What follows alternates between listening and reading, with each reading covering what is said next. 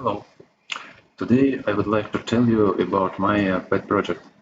I have developed this project to learn programming and manage my personal investment portfolio. It has a Django application and a Next.js application. So here in the architecture we see two main UI. It's Django admin and Next.js UI. Both this UI interact with backend Django application, and backend application save data to PostgreSQL database, cache storage in Redis database, and also I use second Redis database for MQ, for tasks. Okay, let's go to the business logic of this application.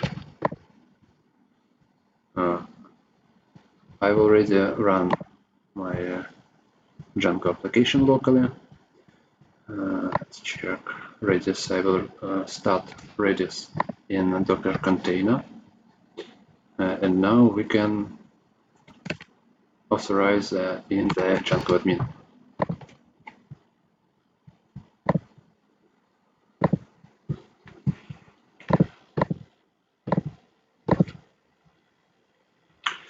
I have used Django user entity without customization. User can authorize in Django admin and manage other entities. In investment applications, one of the main entity is asset. I have imported my assets by import-export library from Django Stack. It's a pretty useful library. And also, I developed pretty complex logic for price updating using salary bit for periodical price update. Let's see it in code. Here is a configuration of my periodical task, update asset prices. And this task, it calls the function fetch prices and currencies, fetch prices, and save them to the Redis cache. All the business logic of price fetching realized in function fetch prices and currencies. As you can see, I fetch prices from different sources. Zero prices. This is assets which are not tradable anymore. Also, I fetch prices of crypto assets from Binance API. Also, I use Tinkoff API, Moscow Exchange API, Yahoo Finance, and some other. The logic of integration with external services realized in file API services. Here is functions which can fetch quotes. Quotes is the same as prices in my definitions of my project. And here you can see a function to get quotes from Tinkoff, get quotes from MyX, Binance, and other. Okay, user can create account in admin. Now it's possible only in admin, but the logic is realized, and if we want to develop UI, other UI for this functionality, it's pretty simple. Okay, so user add account, then user add transactions. There are different types. It's possible to import transactions too. And there are different types of transactions, such as buy, sell, fund, equal to charge, profit, fee, tax, withdrawal. User select the type of transaction and some other attributes and click Save. After that, the system calculates user positions. I have used a Django signal to realize position updating. As you can see, here is this function. It requires these arguments: count, exchange, asset, quantity, and it updates the positions. Update or create position. And depending on the signal, I call this function with different parameters. Okay, the next user can create exchange. For now, just in Django admin, and later it will be possible to group. I will show later that it's possible to group assets by exchange. After this, we need to create different entities for portfolio structural analysis. Let's go to asset group.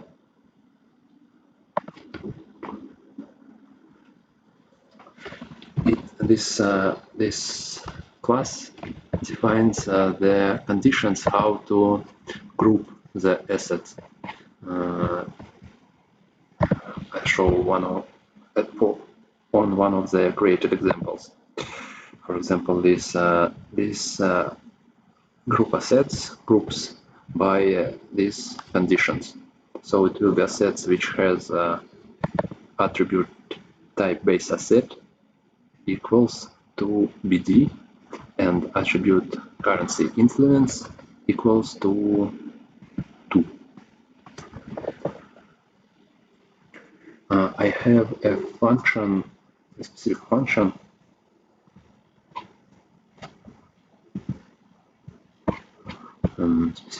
apply asset group filters, which translate the JSON conditions to Django Q object. So it translates to Q object and return Q object, which can be used in Django ORM to select required positions from database. And the last, as second entity for structural analysis is structure.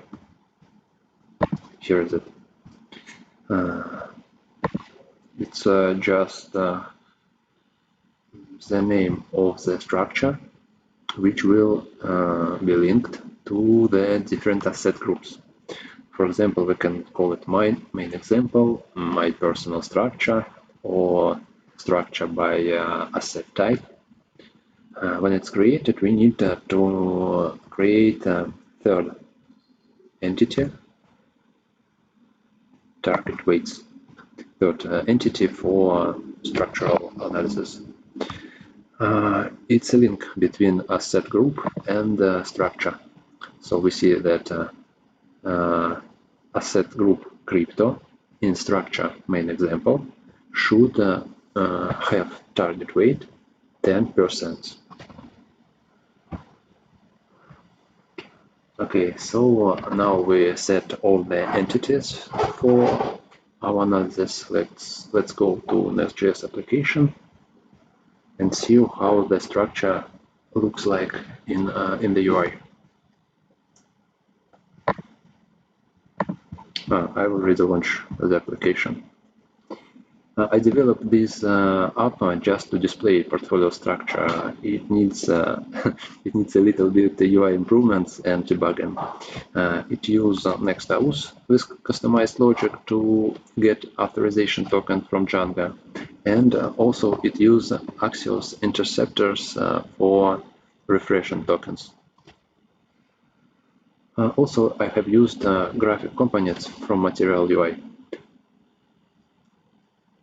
So okay, let's authorize in this application.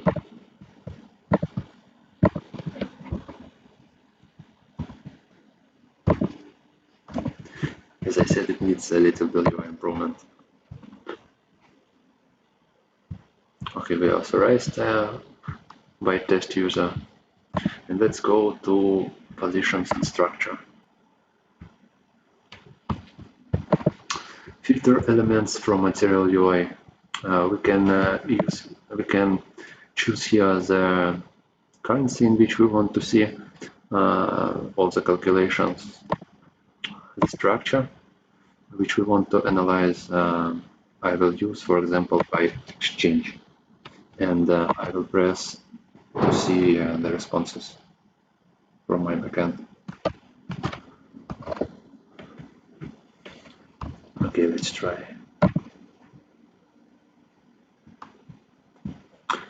You see, we got the total value of our portfolio in USD, current weights in this structure, and target weights for this structure.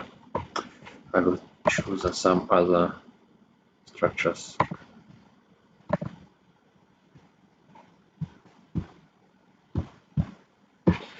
Also, it displays overlapping positions. For example, if some of the assets included to several groups. I have a position view set in my Django application.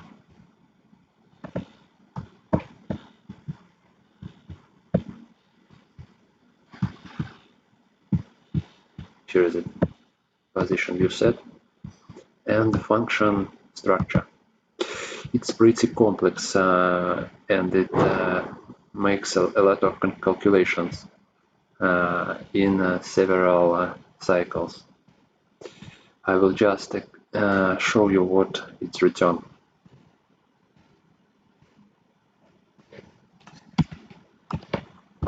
Here we got data to display these diagrams.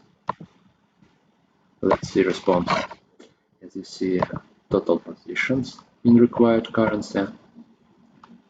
Let's try to use euro.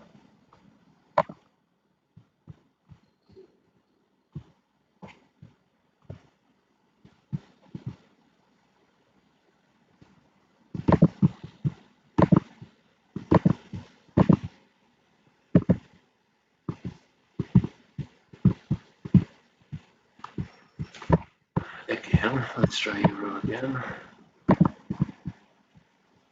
Here is the response. We see that now all the amounts we receive all the amounts in euro. Here is total price of the portfolio, overlapping positions, and groups. Every group include information about the asset, value of this group assets, and list of positions. It allows us to display this in UI. Okay, I have described the main business logic of my learning project. I hope you like it as much as I enjoyed developing it. Thank you for listening.